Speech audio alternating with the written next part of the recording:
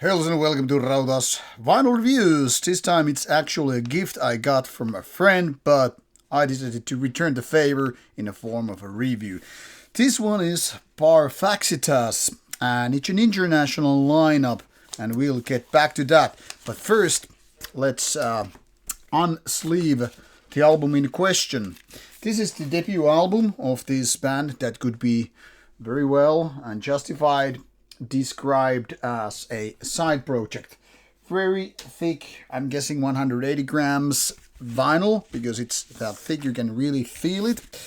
This is through Terratur Possessions, which is then again linked to the band featuring the vocalist, Rife, main guy, well, vocalist main guy that is, the other half of the band. Weaver of the Black Moon is the name of the album, as you can see, features a beautiful cover.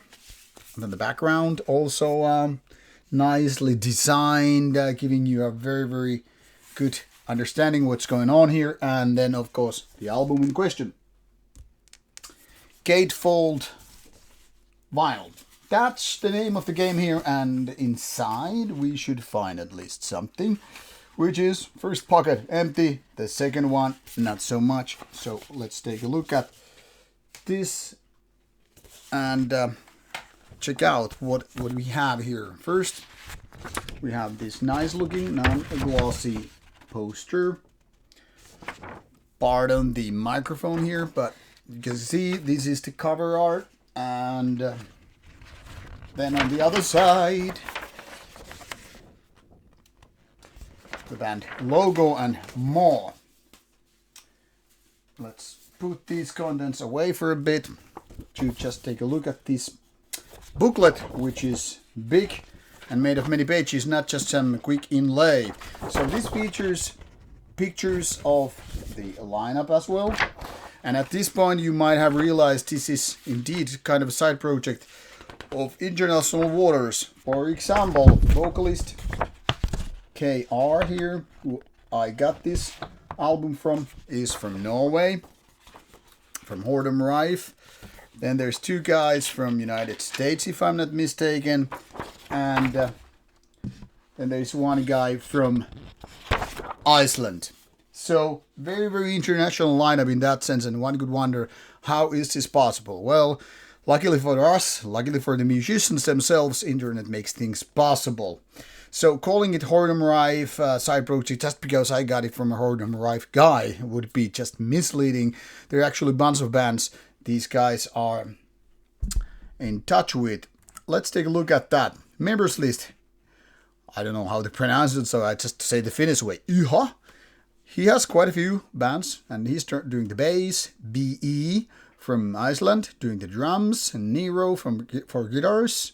Has quite a few bands as well. And then KR, mostly known for nowadays Rife, but previously of, for example, Bloodthorn, another Norwegian act. And as you can see, there is nothing, no indication of the previous adventures with this band prior to 2024 when this album was released.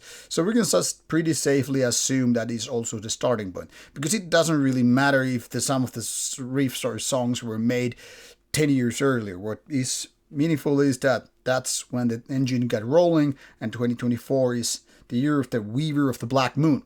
Now, I had to quickly check out what Parfaxitas, how it is defined as the meaning. And it's supposed to be archdemon of black lunar connection. Now, if you're interested in occult and all that stuff, you will find more information about that online. But this goes beyond the scope of this video. And here I'm focusing on these 6 tracks. As you can see, they're all rather lengthy ones.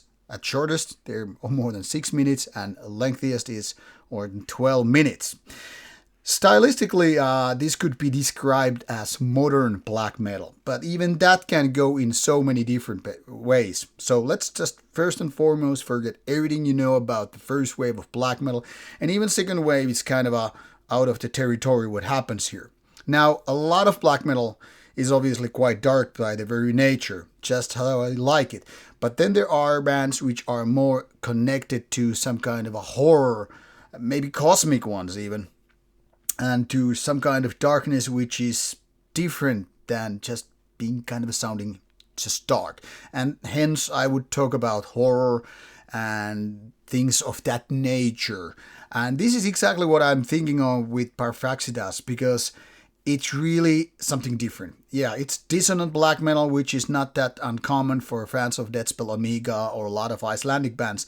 But first and foremost, after a couple of spins, I was thinking, picking my brain, what is this band? This is, really reminding me of. And curiously one, it's Achilles. Why I'm mentioning is because then I wanted to check it out later. Similar artist, Achilles is here first, Nightbringer second. Now, Hornum Rife is mentioned here as the third, but I wouldn't vote it because, it's not that much stylistically the same. But Achilles, very, very much so. There's the same level and kind of darkness which is very much present with the Achilles, the horror-like thing.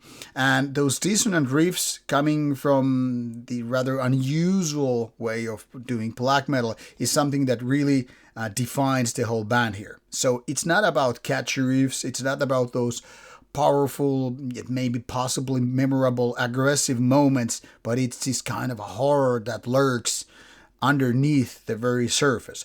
So yeah, a lot of things are the kind of a classic black metal, and as such you could say, yeah, it obviously has its roots with the second wave of black metal. After all, for example, the vocals are very much that. Powerful, and of course that is the link to the Hornum Rife thing.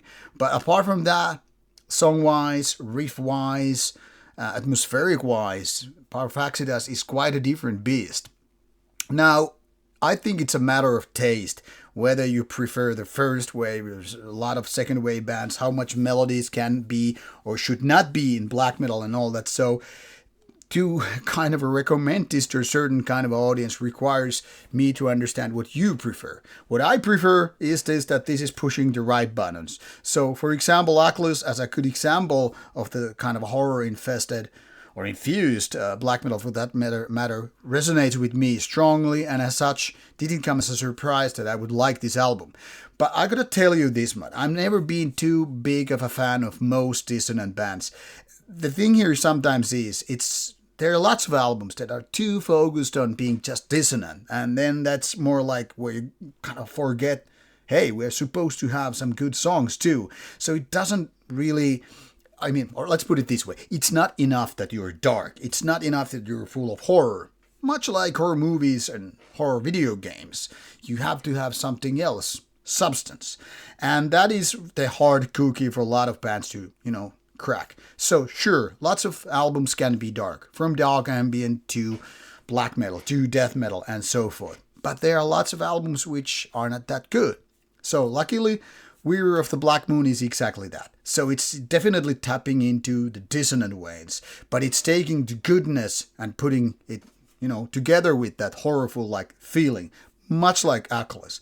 Now when it comes to comparing these two bands or their respective albums to one another, like which one is better and all that stuff, now that is probably something that would be needing more dissecting individual songs, patterns, etc. And at this point I'm not really ready to do it. But what I'm saying here is that this kind of dissonant black metal resonates with me because there is this certain kind of darkness that is much more kind of tangible in a way.